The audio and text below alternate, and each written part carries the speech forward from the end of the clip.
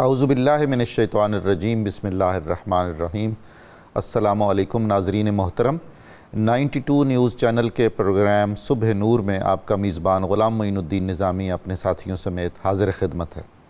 حضرت ابو انیس محمد برکت علی رحمہ اللہ تعالیٰ کی تالیف اسماء النبی الکریم سے سرور دو جہاں صلی اللہ علیہ وآلہ وسلم کا ایک اسم مبارک پڑھنے اور سننے کی سعادت حاصل کرتے ہیں۔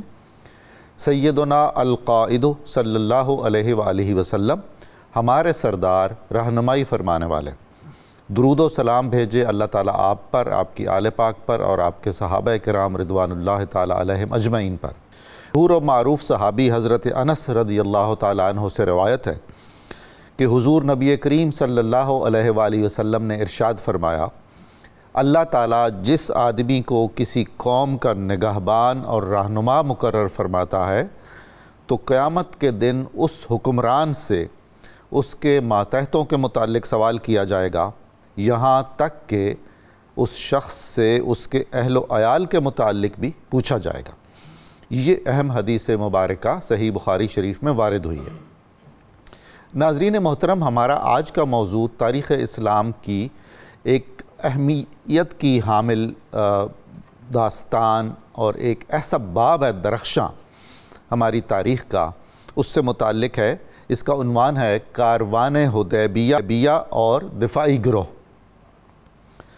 صلح حدیبیہ کی اہمیت اتنی ہے تاریخ اسلام میں کہ قرآن کریم میں بھی اس کا ذکر آیا ہے اور بڑی تفصیل سے آیا ہے۔ ہم ناظرین محترم وہ طالب علم اور وہ علماء، وہ اصحاب علم جو تاریخ اسلام سے آگاہ ہیں، سیرت طیبہ سے آگاہ ہیں، انہیں یہ معلوم ہوگا اور باقیوں کو معلوم ہونا چاہیے کہ صلح حدیبیہ ایک ایسا معاہدہ تھا تاریخی جو بظاہر مسلمانوں کی طرف سے کمزور شرائط پر کیا گیا تھا، اور بہت سارے ذہنوں میں یہ خیالات تھے کہ مسلمانوں کو شاید اس طرح بہت ہی کمزور شرائط پر صلح نہیں کرنی چاہیے تھی۔ ذہنوں میں خیالات تھے جس کی وضاحت اور تردید اللہ تعالیٰ نے خود قرآن کریم میں فرمائی اور مومنوں کے دلوں کو سکینت عطا فرمائی۔ دیکھیے، فارسی کی محاورے ہیں دو بہت اہم ہیں، تدبیر کند بندہ، تقدیر کند خندہ، کہ انسان اپنی تدبیروں میں لگے رہتے ہیں اور تقدیر مسکرا رہی ہوتی ہے کہ ان کی تدبیروں کا کیا انجام ہوگا۔ اور ایک مصرع ہے جو ضرب المثل ہے، وہ بالکل صلح حدیبیہ پہ صادق آتا ہے، عدو شود سبب خیر اگر خدا خواہت، اگر اللہ تعالیٰ چاہے تو آپ کا دشمن ہی آپ کے لیے باعث خیر بن جاتا ہے۔ اس میں بڑی کڑی شرائط رکھی گئی تھیں، اور ان میں ایک شرط یہ تھی ناظرین محترم، بہت ہی اہم ہے، جو آج کا سمجھ لیجئے موضوع کا مرکزہ ہے، کہ اگر مکہ مکرمہ سے کوئی مسلمان مدینہ منورہ آئے گا تو مسلمان پابند ہو جائیں گے اس کو واپس کرنے کے، اور اگر خدا نخواستہ مدینہ منورہ سے کوئی شخص مکہ مکرمہ چلا جائے گا تو کفار مکہ اسے واپس کرنے کے پابند نہیں ہوں گے۔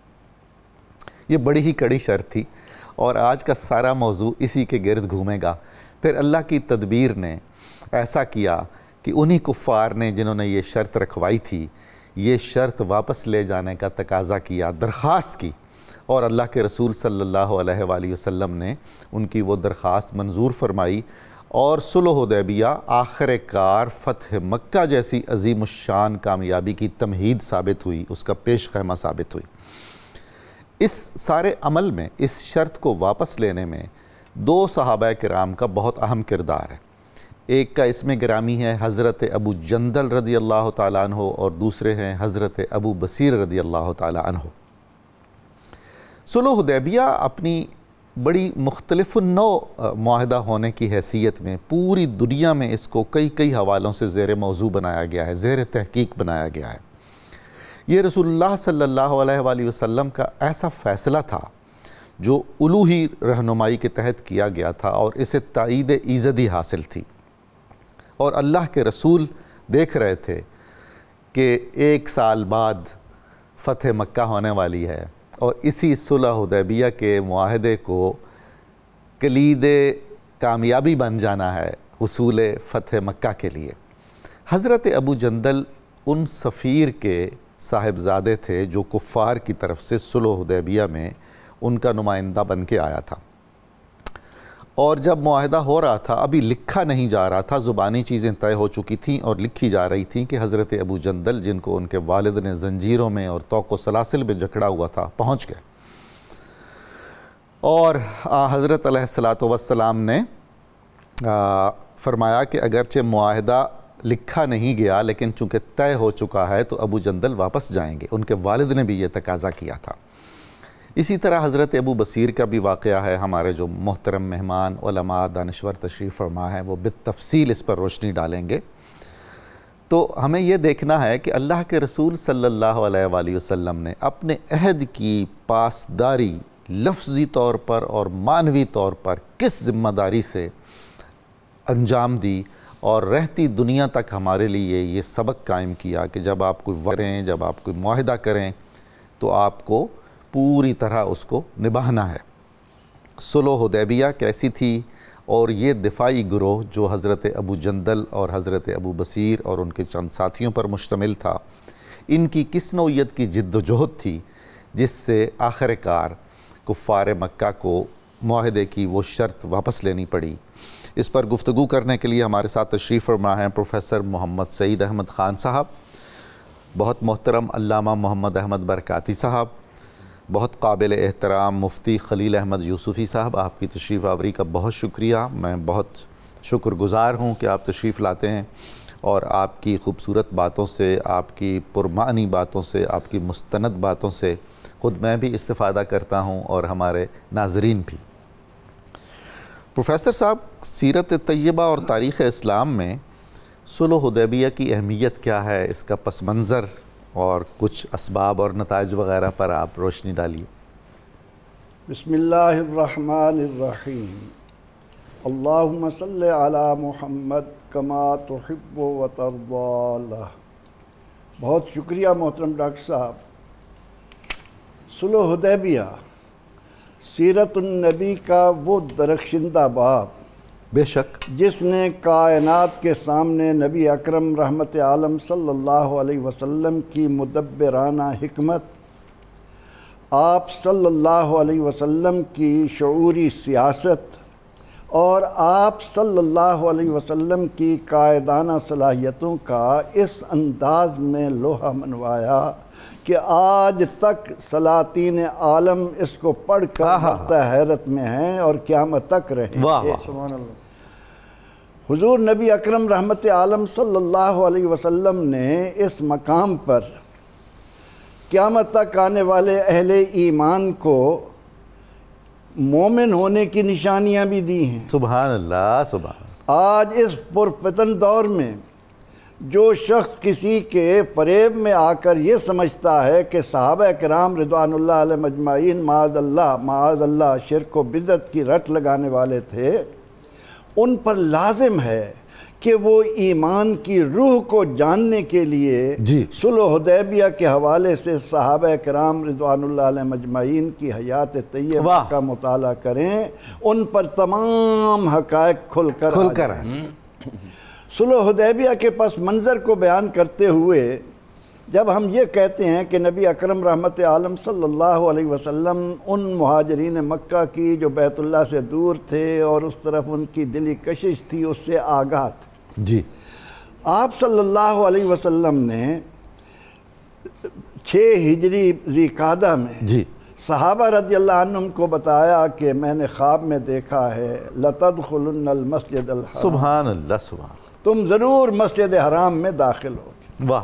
تو آپ صلی اللہ علیہ وسلم نے احرام باندھنے اور عمرہ کی نیت سے تیاریوں کا حکم دے دیا. حضور سید عالم صلی اللہ تعالی علیہ وسلم 1400 یا 1500 صحابہ رضی اللہ عنہم کو ساتھ لے کر ذوالحلیفہ کے مقام پر پہنچے. وہاں احرام باندھے، قربانی کے جانور ساتھ لیے اور مکہ مکرمہ کی طرف آپ کا سفر جاری ہے. جب آپ حدیبیہ جو ایک کنواں ہے، اس کنویں کے نام کی وجہ سے اس مقام کو حدیبیہ کہا جاتا ہے کہ 9 میل کے فاصلے پر مکہ مکرمہ سے وہ واقع ہے. اچھا.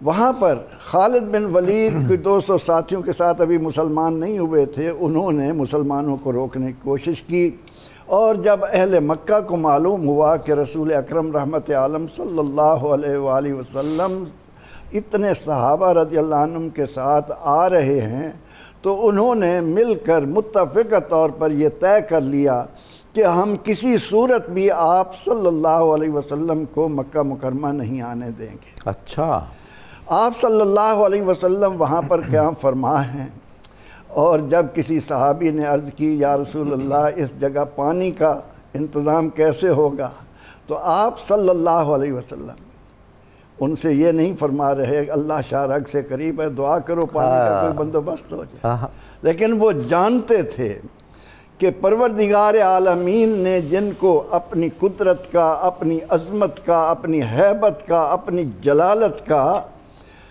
سب سے بڑا ایک نشان اور دلیل بنا کر قد جاءکم برہان من ربکم، اس لیے صحابہ رضی اللہ عنہم اپنی ہر حاجت لے کر رسول خدا صلی اللہ علیہ وسلم کی خدمت میں حاضر ہوتے، اور اللہ کے نبی علیہ السلام نے کسی موقع پر یہ نہیں فرمایا کہ یہاں کیا لینے آئے ہو، رب تعالیٰ سے قریب ہے۔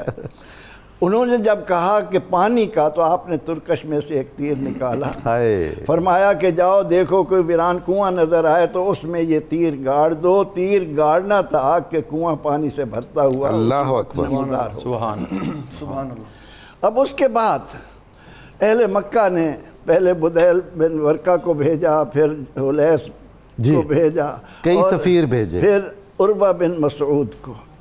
یہاں پر اس پیارے موضوع کے حوالے سے میں تمام اہل ایمان کی خدمت میں مؤدبانہ گزارش کروں گا کہ صحابہ رضی اللہ عنہم کے ایمان کو دیکھنا ہو کہ کس طرح کے مومن تھے۔ کیا بات ہے، کوئی شک نہیں۔ وہ صلح حدیبیہ کے اس واقعے کو کھلی آنکھوں کے ساتھ پڑھیں، دل کی گہرائیوں میں اس کو اتاریں، ان کو معلوم ہو جائے گا کہ ایک مومن کیسا ہونا چاہیے۔ واہ واہ۔ حضور نبی اکرم رحمت عالم صلی اللہ علیہ وسلم کی طرف 3 سفارتیں آئیں، اور تینوں نے جا کر ان کو مطمئن کیا کہ آپ جنگ کے ارادے سے نہیں آئے، لیکن وہ کہنے لگے کہ تمہیں نہیں معلوم، تم بدو ہو، تم نہیں جانتے، تمہیں سیاست سے کیا تعلق۔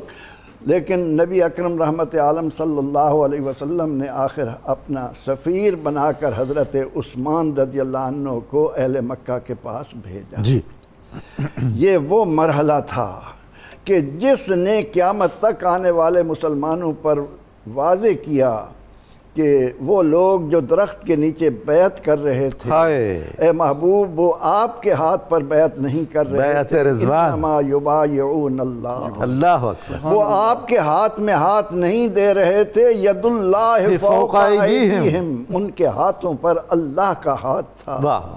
اور نبی اکرم رحمت عالم صلی اللہ علیہ وسلم کو جب یہ خبر پہنچائی گئی کہ آپ کو روک لیا گیا ہے یا شہید کر دیا گیا ہے، تو اس خبر نے جس انداز میں صحابہ کرام رضوان اللہ علیہ مجمعین کے جذبات کے اندر حدت پیدا کی، اور نبی رحمت صلی اللہ علیہ وسلم نے جس خوبصورت انداز میں اس کو کنٹرول کیا، اس کو اللہ رب العزت نے قرآن کریم کا اس طرح سے حصہ بنا دیا کہ اِنَّا فَتَحْنَا لَكَ فَتْحًا مُبِينًا، اور اس کے بعد یہ جو جملہ کہا نا لِيَغْفِرَ لَكَ اللَّهُ مَا تَقَدَّمَ مِن ذَنبِكَ وَمَا تَأَخَّرَ، سبحان اللہ نے فرمایا کہ اے محبوب علیہ السلام، یہ صلح نامہ حدیبیہ ایسا ہے کہ جو لوگ آج تک آپ پر جس طرح کے الزامات لگا رہے ہیں کہ آپ کاہن ہیں، آپ جادوگر ہیں، آپ کو کوئی پڑھا جاتا ہے، اللہ نے اس کے ذریعے وہ تمام کے تمام الزامات آپ سے اس طرح سے دور کر دیے کہ اب یہ صلح نامہ حدیبیہ قیامت تک آنے والے مسلمانوں کو نبی اکرم رحمت عالم صلی اللہ علیہ وسلم کی حکمت بالغہ سے آگاہ کر۔ سبحان اللہ۔ علامہ برکاتی صاحب، صلح حدیبیہ کی اہم شرائط کیا تھیں، وہ کون سی شکیں تھیں، اور وہ لکھنے کی نوبت کیسے آئی، کاتب کون تھے، اور ان پر امر درآمد کے حوالے سے بھی ارشاد فرمائیں۔ بسم اللہ الرحمن الرحیم۔ صلح حدیبیہ یہ نام ہی بتاتا ہے کہ اسلام لوگوں کے ساتھ ہر وقت جنگ کرنے کا مذہب نہیں ہے، بلکہ امن و آشتی کے ساتھ رہنے سے تعلق رکھتا ہے، اور کوئی بھی موقع ایسا ہو اسلام جو ہے وہ لوگوں کو آسانیاں فراہم کرتا ہے، چاہے ان کا تعلق اسلام سے نہ بھی ہو تو بھی اسلام ان کے لیے اپنے آپ کو نرم رکھتا ہے، چونکہ اس کا میں نہیں سلامتی ہے۔ جنگ اسلام کی پہلی ترجیح نہیں ہے بلکہ جنگ آخری دفاعی اقدام ہے اسلام کا۔ بے شک۔ تو آپ یہ دیکھیے خود قرآن مجید فرقان حمید نے یہ بات واضح فرما دی، اہل کتاب سے یا اہل الکتابی، یعنی اہل کتاب سے مراد اس دور کے یہود و نصارہ ہیں، تو ان کو واضح طور پر فرما دیا تعالوا الی کلمۃ سواء بیننا و بینکم، کسی اور بات پر نہیں تو کم از کم اسی نقطے پر ہی ہم متفق ہو جائیں جو آپ میں اور ہم میں مساوی، یعنی میکسیمم آپ صلح کی طرف آتے ہیں، میکسیمم آپ مسائل کم کرنے کی طرف آتے ہیں۔ تو یہ جو صلح حدیبیہ ہے یہ بھی اسی چیز کا ہی ایک تسلسل ہے۔ حدیبیہ میں نبی کریم صلی اللہ تعالیٰ علیہ وسلم نے جب اپنے عمل سے، اپنے کردار سے، جتنے ان کے سفارتکار آ رہے تھے، اپنے انداز و اطوار سے ان کو مطمئن کر دیا کہ ہم جنگ کرنے کے لیے نہیں آئے، ہمارا مشن اس جگہ پہ صرف چند لمحات گزارنا ہے جہاں ساری دنیا آتی ہے حج کرنے کے لیے، اور وہ ہماری ایک جنم بھومی کہہ لیں جس میں ہمارا اپنا تولد ہوا ہے، جہاں ہمارے مکانات موجود ہیں، یہ سب کچھ تم لوگوں کے لیے چھوڑ دیا، اب اس میں چند دن رہنے کے لیے تو ہمیں اجازت دو، اور وہ بھی کوئی الگ سے نہیں بلکہ ذیقعد کا مہینہ ہے، آگے ذوالحجہ ہے، ہم بھی دوسروں کی طرح حج کر کے چلے جائیں گے۔ چھوٹی تلواریں ہیں صفری جو بالکل چھوٹی ہوا کرتی تھی، وہ پاس ہیں، جنگ لڑنے کے لیے آتے تو پورا اسلحہ لے کر آتے اور یہاں تک پہنچ جاتے تو آگے پھر کون روک سکتا تھا۔ اب جب یہ تمام چیزیں یہاں تک پہنچی ہیں تو حضور صلی اللہ علیہ وسلم کے عمل کردار کو ان لوگوں کے جو سمجھدار لوگ تھے انہوں نے جج کیا کہ واقعی آپ امن پسند ہیں اور مذاکرات کے لیے آئے ہیں کہ اس کے بعد جو ہے وہ آپ کے لیے آسانیاں ہم پیدا کریں اور آپ بھی ہمیں کچھ آسانیاں دو۔ یہاں پہ وہ موقع آیا صلح کی شرائط لکھنے کا۔ جب شرائط لکھنے کا ہوا موقع تو آپ نے حضرت سیدنا مولا علی المرتضیٰ شیر خدا کرم اللہ تعالیٰ، یہ تیسری سفارت پر ہوا؟ جی تیسری سفارت پر؟ ہاں جی تیسری سفارت پر، اور جس میں سہیل بن عمر اور یہ باقی لوگ موجود تھے۔ تو اس میں آپ نے جب یہ لکھا ہے تو حضرت اس کی شرائط کو عرض کرتے ہوئے اس کے ساتھ جو ریلیٹڈ ایک باتیں ہیں وہ ضروری ہیں۔ آپ دیکھیے کہ جب وہ لکھنے لگے ہیں شرائط تو آپ نے لکھا بسم اللہ الرحمن الرحیم، تو سہیل بن عمر نے اعتراض کیا کہ یہ کیا رحمان رحیم کو ہم نہیں جانتے، لکھو بسم اللہم۔ اب یہ بات تھی کہ اللہم کہہ رہے تو اللہ کی صفات کو نہیں مان رہے، اگر وہ رحمان رحیم نہیں ہے تو نعوذ باللہ وہ تم پر جبر کرتا ہے، وہ تم پر سختی کرتا ہے، لیکن نہیں، جب انہوں نے اعتراض کیا اعتراض والی بات تھی ہی نہیں، لیکن حضور نے فرمایا ہٹ دھرمی تو ہٹ دھرمی ہی ہوتی ہے۔ ہاں جی، وہ قدم قدم پہ اپنا وہ تو زور دکھا رہے تھے۔ آپ نے حضور علیہ السلام نے حکم دیا، فرمایا جیسے یہ کہہ رہے ہیں ویسے لکھ دو۔ اب اس کے بعد جب اگلی شک آئی تو یہاں پر میں کہتا ہوں حضرت مولا علی پاک نے عشق و محبت کا معیار ہی بدل گیا۔ سبحان اللہ، سبحان۔ جب یہاں پہ آپ نے لکھا کہ یہ معاہدہ محمد رسول اللہ صلی اللہ علیہ وسلم کی طرف سے ہے تو سہیل نے کہا کہ ہم کسی رسول اللہ کو نہیں جانتے، یہاں لکھو محمد بن عبداللہ۔ آپ نے فرمایا علی میں حکم دیتا ہوں امحو رسول اللہ، علی یہاں سے لفظ رسول اللہ مٹا دو۔ اب حکم مصطفیٰ اور اطاعت مصطفیٰ کے لیے سر منہ بھی انحراف نہیں ہونا چاہیے، لیکن یہاں حضرت مولا علی نے عشق کا ایک نیا معیار عطا کیا کہ ہر جگہ پر جو ہے وہ بات ماننا محبت نہیں ہوتی، کبھی کبھی بات کا انکار کرنا اسے بھی بڑی محبت بن جایا کرتا ہے۔ اور آپ یہ جملہ حضور کے آگے ان کے حکم کے سامنے بول رہے ہیں واللہ ما امحوہ ابدا، یہ ایک بار نہیں، خدا کی قسم میں آپ کی عزت و شرف لکھنے کو زندگی میں کبھی بھی ختم نہیں کرتا۔ سبحان اللہ، آبادہ ہمیشہ کے لیے آپ نے کہہ دیا، کوئی لاکھ کہے لیکن ہم اس سے پھرنے والے نہیں ہیں، آپ کی شانوں کو لکھنے والے اور بیان کرنے والے ہیں۔ اور پھر جب وہ شرائط ہوئی تو ان شرائط میں سے ایک شرط تو یہ تھی کہ فریقین میں 10 سال تک جنگ نہیں ہوگی۔ دوسری شرط یہ تھی کہ اگر کوئی مسلمانوں کی طرف سے کافروں کے پاس بندہ مسلمانوں کو چھوڑ کے آ جائے واپس نہیں کیا جائے گا، لیکن مسلمانوں سے کوئی کفار مکہ سے کوئی بندہ مسلمان ہو کے مدینہ چلا جائے تو وہ واپس کیا جائے۔ پھر یہ بھی سب سے بڑی بات کہ جس کام کے لیے آئے ہیں مسلمان عمرہ کرنے حج کرنے تو اس دفعہ واپس چلے جائیں، اگلے سال آئیں گے تو صرف عمرہ کریں گے، حج پھر بھی نہیں کریں گے۔ یہ تمام چیزیں جو تھی، اور اس کے ساتھ ساتھ وہ جو بڑی بات قبائل عرب تھے وہ جس کے ساتھ چاہیں اس کے ساتھ مل جائیں۔ حضور صلی اللہ علیہ وسلم نے یہ سب باتیں تسلیم کی۔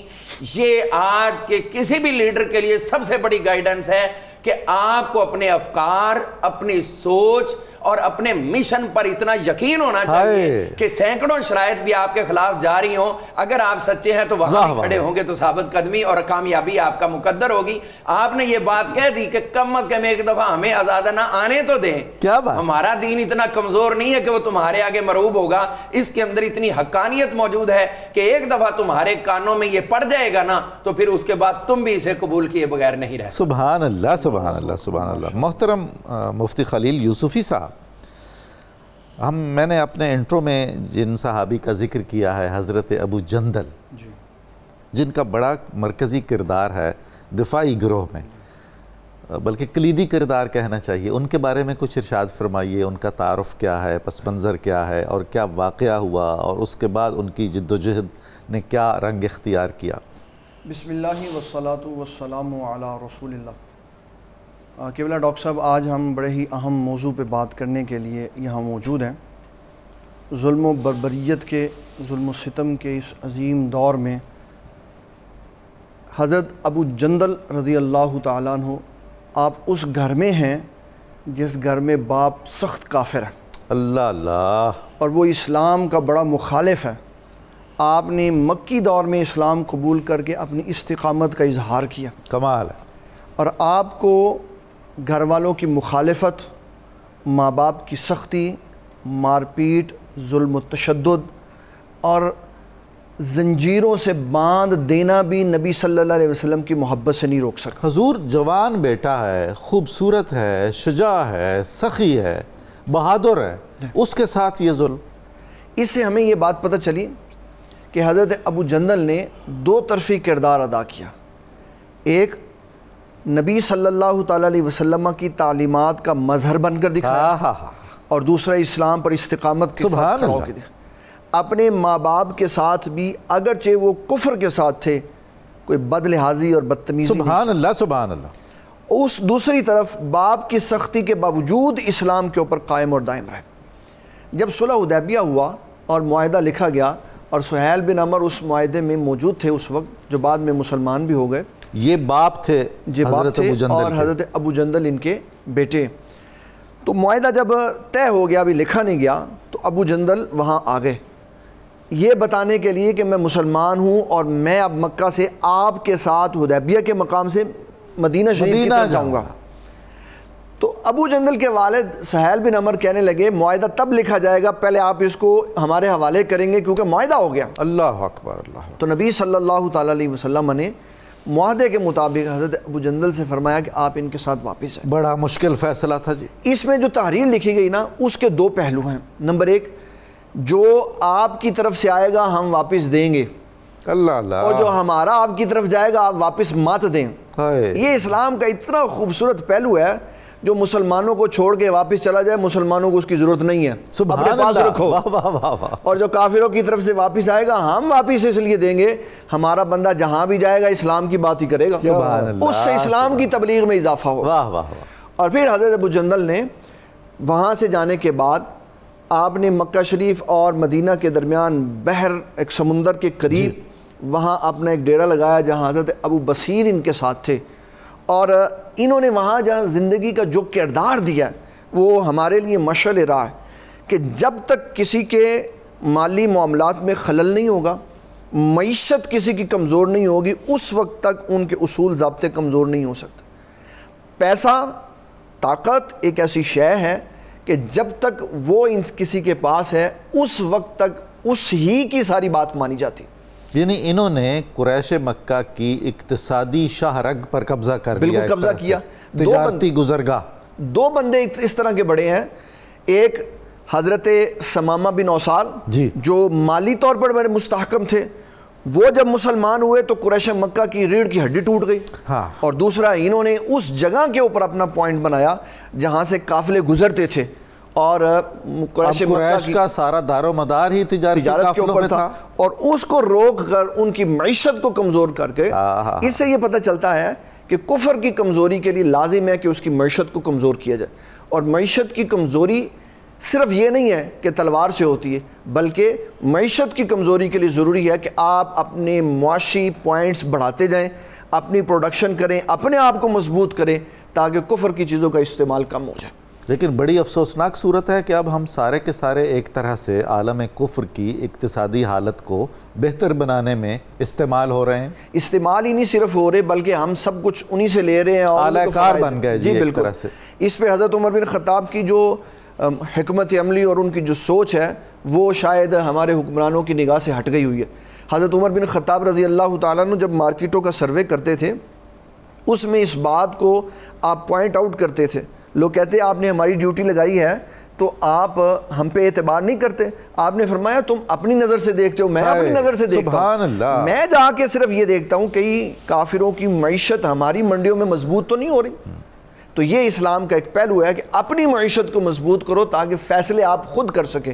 جب آپ کمزور ہوں گے تو پھر فیصلے کوئی اور کرے گا.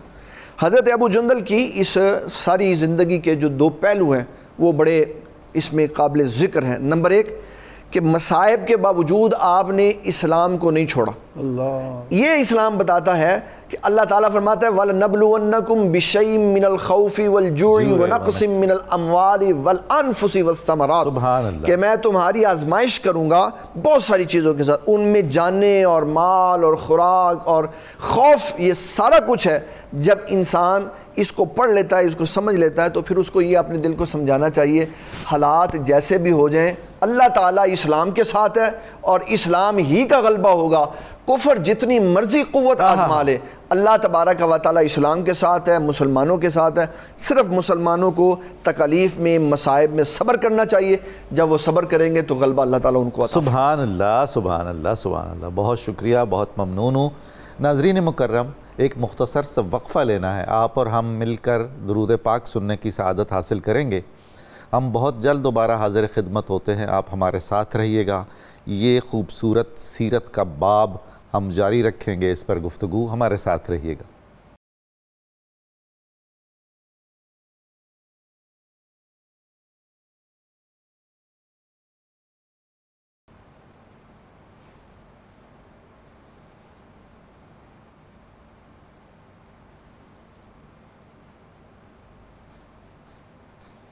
السلام علیکم ناظرین محترم.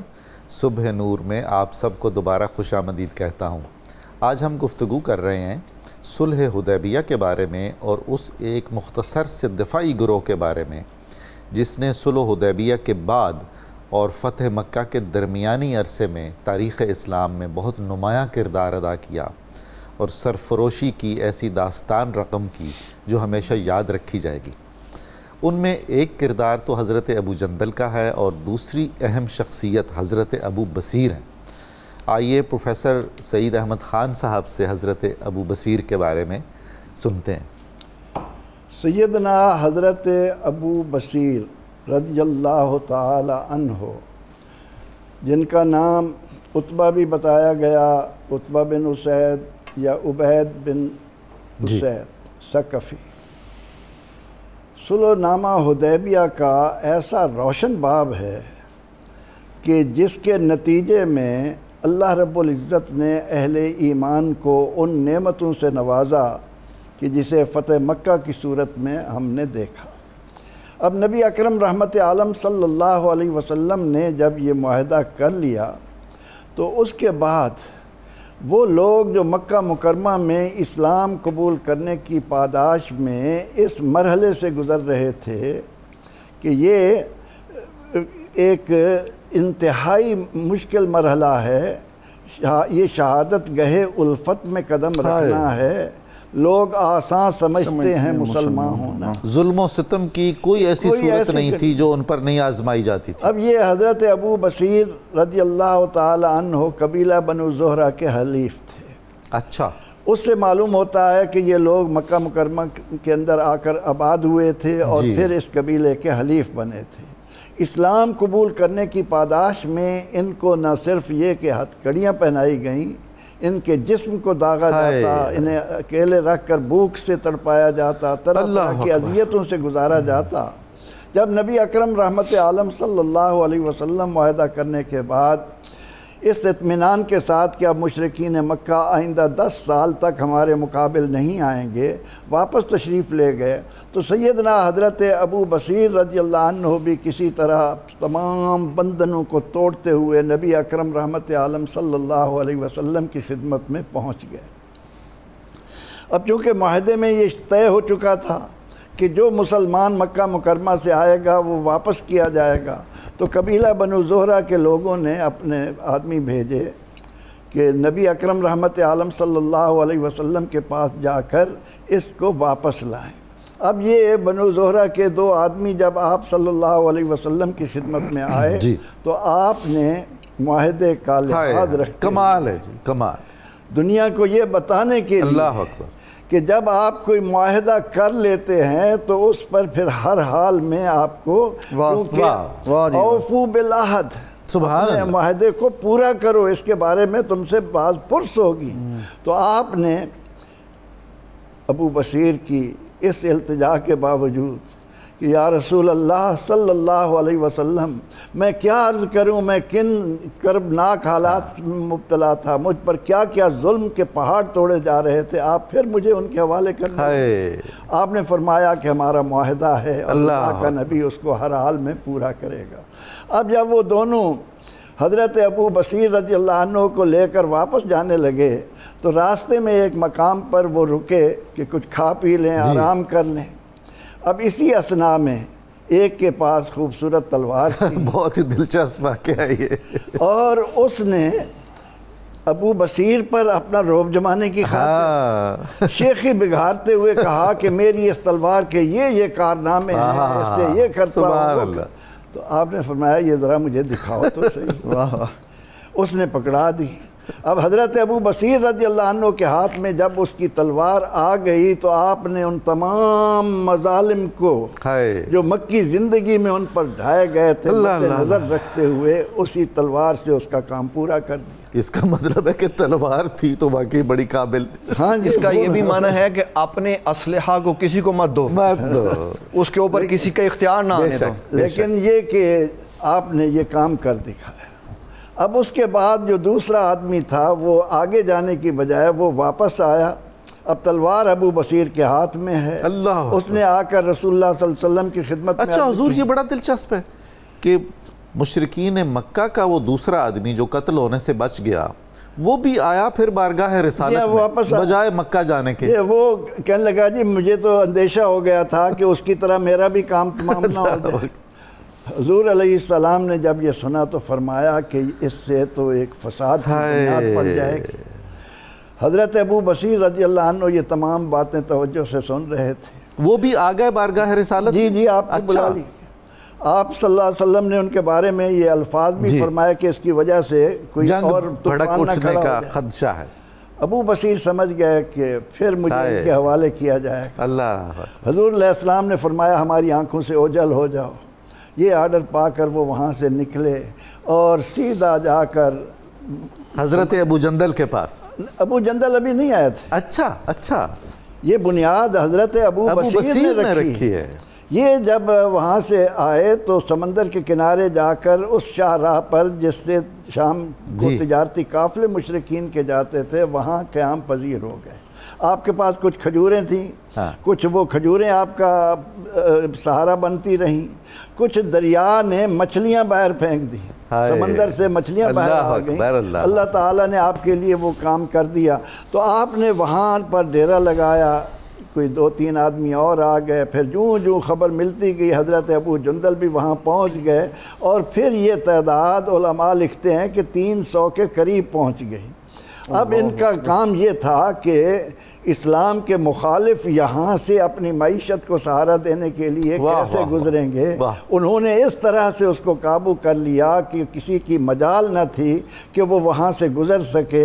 اب مشرکین مکہ نے جب یہ تمام صورتحال دیکھی تو وہ بھی ہتھیار ڈالنے پر مجبور۔ پروفیسر صاحب یہاں ایک ضروری بات مجھے اجازت دیجئے میں کروں۔ بعض مستشرقین نے یہ لکھا ہے کہ یہ جو گروہ تھا اس کو خفیہ طور پر ریاست مدینہ کی شہ حاصل تھی، حاشا وکلا ایسا نہیں تھا۔ اللہ کے رسول بھی یہ سارے بالکل اپنے طور پر ہیں، اپنے طور پر، کیونکہ انہیں معلوم تھا کہ اللہ کے نبی علیہ السلام کی زبان اقدس سے جو نکلتا ہے وہ وحی الہی ہوتا ہے، آپ نے ہر حال میں وہ کرنا ہے اور وعدہ پورا کرنا ہے۔ اس طرح یہ کیسے ممکن تھا کہ رسول رحمت صلی اللہ علیہ وسلم اپنے صحابہ رضی اللہ عنہم سے کہیں کہ تم ان سے رابطے میں رہو؟ کوئی رابطہ نہیں، سبحان اللہ۔ یہ ایک مسلمان بہادروں کا وہ گروپ تھا جس پر مشرکین مکہ نے مکہ میں رہنا مشکل بنا رکھا تھا۔ وہ ایک ایک کر کے اپنی جانیں بچا کر وہاں گئے، اور پھر انہوں نے اسلام کی سربلندی کے لیے کلمہ پڑھنے کا مقصد ہی یہی ہے۔ میری زندگی کا مقصد وحید یہ ہے کہ میں اپنے آپ کو اسلام کی سرفرازی، دین کی سرفرازی اور بلندی کے لیے کام کروں۔ تو وہ لوگ کام کر رہے تھے۔ اب جب ان کے قافلے جانا اور ان کا یہ رکاوٹیں پیدا ہوئیں تو انہوں نے ابو سفیان کو اپنا سفیر بنایا۔ انہوں نے جا کر رسول اکرم رحمت عالم صلی اللہ علیہ وسلم سے درخواست کی کہ ہم اس معاہدے کی شک کو واپس لیتے ہیں، آپ ہم پر رشتہ داری کا احساس کرتے ہوئے مہربانی کریں اور ان کو اجازت دیں یہ آپ کے پاس آ جائیں، ہم انہیں واپس لینے کے لیے نہیں آئیں گے۔ تو اس طرح ابو بصیر رضی اللہ عنہ نے فتح مکہ کی بنیاد بھی رکھ دی اور مسلمانوں کی طرف سے بتا دیا کہ اہل ایمان کے غلبے کے لیے وَأَنْتُمُ الْأَعْلَوْنَ ان کنتم مومنین، اے اہل ایمان کو مضبوطی سے تھام لو، دنیا کی کوئی طاقت تمہیں نیچا نہیں۔ سبحان اللہ، سبحان اللہ۔ برکاتی صاحب جس طرح کے پروفیسر صاحب فرما رہے ہیں بہت ہی خوبصورت بات ہے۔ اللہ تعالیٰ ہزاروں رحمت نازل فرمائے ان صحابہ پر اور ان کے درجات مزید بلند فرمائے۔ اس گروہ نے کیسا کمال دکھایا، ایسے حالات پیدا کر دیے کہ خود انہی کفار نے جنہوں نے وہ شرط رکھوائی تھی وہ پھر عرضیں کرتے رہے اور درخواستیں کرتے رہے کہ خدا کے لیے یہ شرط واپس لے لیجئے، تو کیسی اللہ نے ان کو عزت دی اور یہ پھر ریاست مدینہ میں آ گئے۔ جی اس میں جو بات عرض کرنے والی آپ نے ایک پہلے سوال مستشرقین کا فرمایا، تو اس میں ان کے اوپر سوال یہ ہے کہ اس پورے گروہ میں سے کوئی ایک بندہ دکھا دے جو مدینہ منورہ کا رہائشی۔ واہ واہ واہ واہ۔ یہ جتنے بھی ہیں سب کے سب مکہ سے گئے اور ان کی قیدوں سے چھوڑ کے گئے۔ اور دیکھیے ہر ایک کو معلوم ہے کہ اللہ کے رسول نے معاہدہ کیا ہوا ہے، ہم مدینہ جا ہی نہیں سکتے، جائیں گے تو پھر کفار کی تحویل میں دے دیے جائیں گے۔ ہاں جی، اور اس میں بڑی بات یہ ہے کہ وہ ڈائریکٹ ان کی قیدوں سے نکل کر جا رہے، تو جس کو قیدی بنا کے رکھا گیا کیا وہ ان کے لیے پھولوں کے حال بنا کے رکھیں گے، ان کے گلے میں مالائیں ڈالتے رہیں گے کہ تم نے ہمیں قیدی بنایا؟ یہ تو پھر ٹٹ فار ٹیٹ والا مسئلہ ہو گیا۔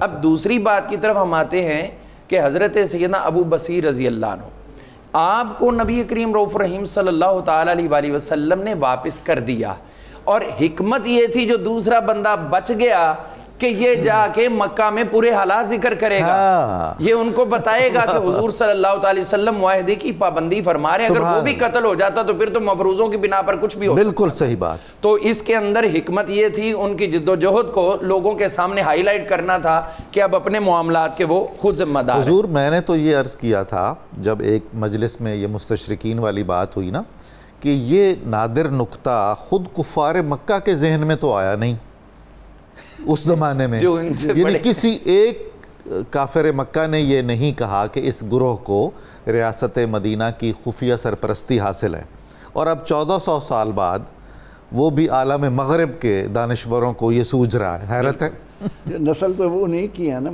اچھا اب آپ یہ دیکھیے کہ یہاں بات یہ عرض کرنا چاہتا ہوں، ان کی جد و جہد کے جو نتائج ثمرات ہیں ان میں یہ بات دیکھنی ہے، یہ کفار مکہ کو نعوذ باللہ عقل سے پیدل لوگ نہیں تھے، یہی لوگ جب مسلمان ہوتے ہیں تو پھر ان کے حالات عقل و فہم تو وہی ہے جو پہلے تھی، وہی بعد میں ہے۔ تو اسلام کی مہمیز، اسلام کی بلندی، اسلام کے لیے جو جاہو حشمت کے لیے اپنا پیش کر رہے ہیں، اسپرٹ تو وہی تھی جو خیارکم عالم کفر والے۔ اس میں اصل مسئلہ یہ تھا، کفار مکہ کے آگے دو آپشن تھے، رستے بھی دو تھے شام سے مدینہ منورہ کی طرف، ایک مدینہ منورہ کے شام سے آتے ہوئے شہر کے اندر سے گزرتا تھا، اور دوسرا یہ ساحل سمندر والی پٹی تھی جو بدر کے موقع پر ادھر سے حضرت ابو سفیان جو اس وقت مسلمان نہیں ہوئے تھے وہ لشکر اپنا قافلہ لے کر نکل گئے تھے اور جدہ سے ہو کر ادھر واپس آتے تھے، یہ دو روٹ تھے۔ اب کفار مکہ کو 2 آپشن تھے کہ آیا مدینے والا روڈ زیادہ محفوظ رہے گا یا ساحل والا. ادھر ان کو تھا یا ادھر تو 2-4 چندے گئے, ادھر سینکڑوں ہزاروں بیٹھے ہوئے ہیں, تو لہٰذا جو کم سے کم ہمارے لیے ہو سکتا ہے ہم اس کو وہاں سے خالی کروائیں. ادھر والا تو ممکن بھی نہیں رہے گا, چاہے ہم جس طرح کا مرضی ان کے ساتھ کر لیں. تو انہوں نے پھر اس وجہ سے وہ رستہ خالی کروانے کے لیے اس شک کو ختم کر اور خود ابو سفیان نے آ کر یہ ختم کروایا تاکہ کسی اور کی کوئی کچی بات اس میں نہ رہ جائے. تو اب یہ ان کی جد و جہد کا یہ پہلا اثر تھا کہ اپنی اقتصادی گردن چھڑوانے کے لیے انہوں نے خود اس شک کو ختم کروایا کہ جو لوگ مکہ سے مسلمان ہو کر آئیں گے مدینہ منورہ انہیں واپس نہیں کیا جائے بلکہ ان کا جہاں جی چاہے وہ رہتے رہے. یہ تو دیکھیے پھر فتح مکہ کی بنیاد اسی شک کی واپسی پر پڑ گئی. بالکل اسی شک کی واپسی پر. اور دیکھیے حضور صلی اللہ علیہ وسلم اس معاہدے کو پورا کر رہے ہیں جب ابھی لکھا بھی نہیں گیا, تب بھی پورا کر رہے ہیں, حضرت ابو جندل کو واپس کر رہے ہیں, اور جب لکھ لیا گیا تو ابو بصیر کو واپس کر رہے ہیں.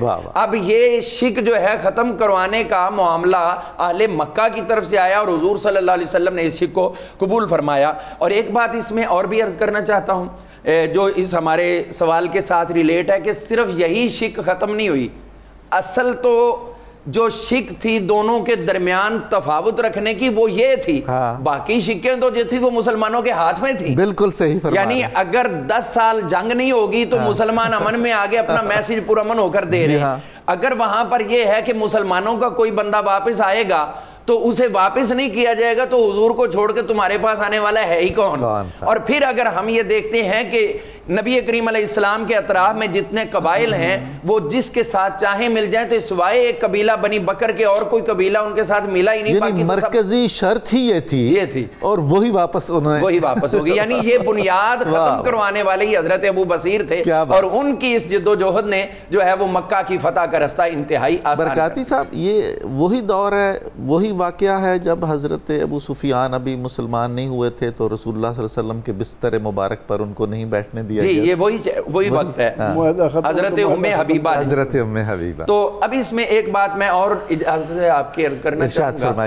حضور صلی اللہ تعالی علیہ وسلم نے جب یہ معاملہ فرما دیا حضرت ابو بصیر کے حالات میں کہ جب یہ شرط واپس ہوئی تو اس وقت حضور نے جو ان کو خط مبارک لکھا تو جب ان کا وقت وصال تھا وہ سینے پہ رکھا ہوا ہے, اور اس حالت میں اس نامہ مبارک کو سینے پہ رکھتے ہوئے دنیا سے رخصت ہو رہے ہیں کہ یہ وہی خط ہے جس کو دست مصطفیٰ لگا ہوا ہے, یہ وہی دل کے لیے سکون اور قرار کا باعث بن رہا ہے. اور باقی ساتھیوں کو دیکھیے کیسی محبت عطا کر دی کہ وہاں سے رخصت ہوتے ہوئے ایک مسجد بنا دی کہ جو بھی عاشق رسول گزرے اس جگہ پر حضرت ابو بصیر کو یاد کرے اور رک کر جو ہے اللہ کے حضور 2 نفل ادا کرے.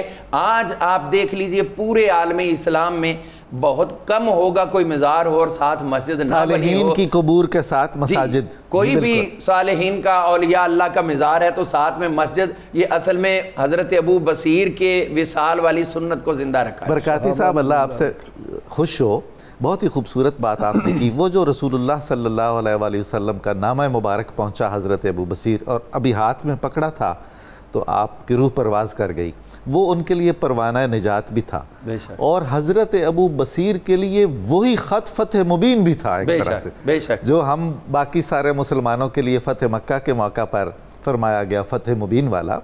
تو حضرت ابو بصیر کے لیے تو اس سے بڑی کیا سعادت ہو سکتی تھی. واقعی بہت ہی کمال ہے.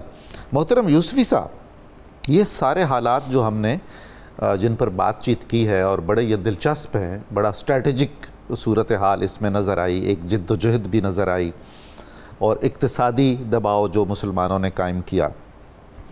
تو اب پھر اس کو ذرا حالات اور واقعات کو فتح مکہ تک لے جائیے, اپنے منطقی انجام تک کیسے پہنچائیے.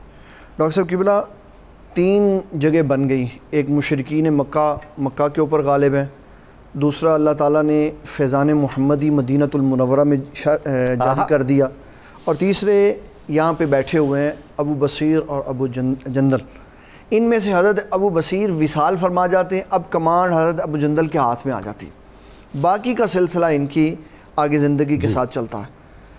اس معاہدہ کے ختم ہونے پر قریش کی تجارتی ریڑھ کی ہڈی ٹوٹ گئی, مسلمان حلیف بن گیا. یہ بڑی اہم بات ہے جو میں اپنے ناظرین کو بتانا چاہتا ہوں. تجارت میں حلیف بنے، بروکر نہ بنے. بہت خوب. جب آپ لوگوں کا سامان بیچیں گے نا تو آپ کبھی بھی ترقی نہیں کر سکتے. آپ ہمیشہ حلیف بنے، مد مقابل کھڑے ہوں. ہم کیوں پیچھے چلے گئے؟ ہم بروکر ہیں. ہم بڑے بڑے سٹوروں سے چیزیں خرید کے اپنے چھوٹے چھوٹے سٹوروں میں بیچتے ہیں. پروڈکشن کی جو کیفیت ہے وہ ہم نے بدل دی، اس لیے ہم تجارتی طور پہ ناکام ہو گئے. تو اسلام کو انہوں نے حلیف بنا کر کھڑا کیا. پھر تیسری بات یہ ہوئی کہ بنو بکر اور بنو خزاعہ جو ہیں یہ آپس میں ایک دوسرے کے دشمن بنے. جی یہ بات بھی ہمارے آج کے دور کے لیے بڑی اہم ہے کہ جو اسلام کے خلاف آپس میں اتحاد کریں گے بالآخر اسلام کی برکت ان کے اندر پھوٹ ڈلوا دے گی. وہ دشمن بن جائیں گے اور ایسے دشمن بنیں گے پھر ایک دوسرے کے بارے میں خود ہی گواہیاں دیں گے اور بتائیں گے فلاں نے فلاں کیا، فلاں نے فلاں کیا. یہ اسلام کے اتحاد اور اسلام کی قوت کی برکت ہے. پھر ان قبیلوں نے آپس میں ایک دوسرے کے خلاف سارے سازشیں کی اور کاروائیاں کی. ادھر نبی صلی اللہ علیہ وسلم نے ارادہ فرمایا 8 ہجری کو مکہ کی طرف روانگی کا. اور کتنا خوبصورت منظر ہے کہ چند ہزار بندے نبی صلی اللہ علیہ وسلم کے ساتھ مکہ المکرمہ کی طرف نکلے. مدینہ شریف سے راستے سے لوگ اکٹھے ہوتے رہے اور یہ حضرت ابو جندل رضی اللہ تعالیٰ عنہ فتح مکہ کے لیے اپنی اس جگہ سے، اس ساحلی علاقے سے نبی صلی اللہ علیہ وسلم کے ساتھ ملے. اب جب مکہ المکرمہ میں پہنچے تو ان کے والد مسلمان تھے. اب وہ کیا منظر ہوگا؟ اب اس کو اگر آپ قرآن مجید کے تناظر میں دیکھیں کہ جب حضرت یوسف علیہ السلام اور حضرت یعقوب کی ملاقات ہوئی تو کیا محبت ہوئی کہ ایک 40 سال کے عرصہ کے بعد باپ بیٹے ملے. اب یہ دونوں باپ بیٹے جب ملے، ایک کفر پہ تھا ایک اسلام پہ تھا. اب جب دوبارہ ملاقات ہوئی تو دونوں مسلمان ہو چکے ہوئے تھے. اور پھر حضرت سہیل بن عمر کے بارے میں، ان کے والد کے بارے میں ایک مورخین نے بڑی خوبصورت بات لکھی، حدیث میں بھی موجود ہے کہ یہ ختم نبوت کے بڑے محافظ رہے. اچھا. مکہ المکرمہ میں انہوں نے اعلان جاری کیا جب مسیلمہ کذاب کا دعوتی ٹولہ آیا نا وہاں پہ، تو انہوں نے اپنے قبیلے کو خبردار کیا. کہا ایک عظمت ہم کھو چکے، وہ یہ کہ ہم نبی صلی اللہ علیہ وسلم کے مکہ میں ہونے پر ہم نے نہ اسلام قبول کیا نہ ان کی حمایت کی. یہ اعزاز ہم کھو چکے. اب دوسرا اعزاز نہیں کھوئیں گے کہ حضور صلی اللہ علیہ وسلم کا کلمہ پڑھنے کے بعد ہم کسی اور کا کلمہ. سبحان اللہ سبحان. اب اگر کسی نے ایسا کیا تو کہا سب سے پہلے میں اس کا سر اتاروں گا. کیا بات. یہ ان کی ختم نبوت کے اندر بڑی کاوش تھی جو انہوں نے مکہ المکرمہ میں کی. اور پھر دیکھیں باپ اور بیٹا دونوں مسلمان ہیں، دونوں اسلام کے ستون ہیں. وہ سفیر اسلام بن گئے، وہ مجاہد اسلام بن گئے. تو انہوں نے پھر نبی صلی اللہ علیہ وسلم کے ساتھ فتح مکہ کے لیے جو راہ ہموار کی، اس میں ان کا بڑا مرکزی کردار ہے کہ انہوں نے اپنی استقامت، اپنی جواں مردی، اپنی ہمت، اپنے حوصلے کی وجہ سے اس تنہائی میں حضرت ابو بصیر کے ساتھ مل کر وہ اسلام کا ایک روشن باب شروع کیا کہ جس کی وجہ سے اسلام ایک بلند مقام کے اوپر جا کے کھڑا ہو. پھر اسلام نے ہمیں یہ بتایا کہ یہ ایک دکھ اور تکلیف والا پہلو ہے کہ جو آتا ہے بالآخر اس نے دنیا سے جانا ہے. بے شک. تو جب لوگ دنیا سے جاتے ہیں تو ان کی یادیں رہتی ہیں. لیکن میں اپنے ناظرین کو یہ بتانا چاہتا ہوں ظلم و ستم اور بربریت کے اس دور میں یاد اسی کی رہتی ہے جو استقامت کے ساتھ کھڑا رہتا ہے. جو حالات کے بدلنے سے بدل جاتا ہے اس کا نام تاریخ میں مٹ جاتا ہے. یاد رکھتا ہے اس کو کوئی نہیں یاد رکھتا. یاد اسی کو رکھا جاتا ہے جو تند و تیز ہواؤں میں وَلَنَبْلُوَنَّكُمْ بِشَيْءٍ کی تفسیر بن جاتا ہے. اس لیے اسلام بتاتا ہے صحابہ کا کردار پڑھیں تاکہ دلوں سے ڈر نکلے، خوف نکلے اور بہادری آپ کے دل میں آئے. جس کے بچے کمزور ہیں، جو خود کمزور ہے، بزدل ہے، صحابہ کا کردار پڑھے. بالخصوص ان صحابہ کا جنہوں نے جنگوں میں شرکت کی. اللہ تعالیٰ قوت پیدا کر دے گا، حوصلہ دے گا اور مسلمانوں کے بچے مسلمان نظر آئیں. سبحان اللہ سبحان اللہ. بہت شکر گزار ہوں آپ کی تشریف آوری پر اور اتنے اچھے کنٹریبیوشن پر. بہت نوازش آپ کی. ناظرین مکرم، کتاب الشفا سے ایک وظیفہ پیش خدمت ہے. یہ آزمائش میں کامیابی کا عمل ہے. اگر کوئی شخص کسی بڑی سے بڑی آزمائش میں مبتلا ہو تو اللہ تعالیٰ کا اسم مبارک یا بدیع 100 مرتبہ 41 دن تک پڑھے، انشاءاللہ تعالیٰ آسانی کے اسباب پیدا ہو جائیں گے. سیدنا علی المرتضیٰ شیر خدا کرم اللہ وجہہ الکریم کا قول مبارک ہے، جس نے اپنے اور اللہ تعالیٰ کے مابین معاملات کو ٹھیک رکھا تو اللہ تعالیٰ اس کے اور لوگوں کے معاملات سلجھائے رکھے گا. ناظرین، آج کے روزنامہ 92 نیوز میں کاروان حدیبیہ اور دفاعی گروہ کے زیر عنوان بہت عمدہ مضمون، معلوماتی اور مستند شائع ہوا ہے، آپ ضرور دیکھیے گا، اس سے بہت فائدہ پہنچے گا۔ پروگرام کی تفصیل جاننے کے لیے صبح نور کے ایکس کو فالو کریں، ہمارا فیس بک پیج لائک کریں، پروگرام دیکھنے کے لیے ہمارا یوٹیوب چینل سبسکرائب کریں، ہمیں اپنی قیمتی رائے سے ضرور آگاہ فرمائیں۔ میں شکر گزار ہوں اپنے معزز مہمانوں کا اور آپ سب کا کہ آپ نے یہ بہت ہی اہم گفتگو سنی۔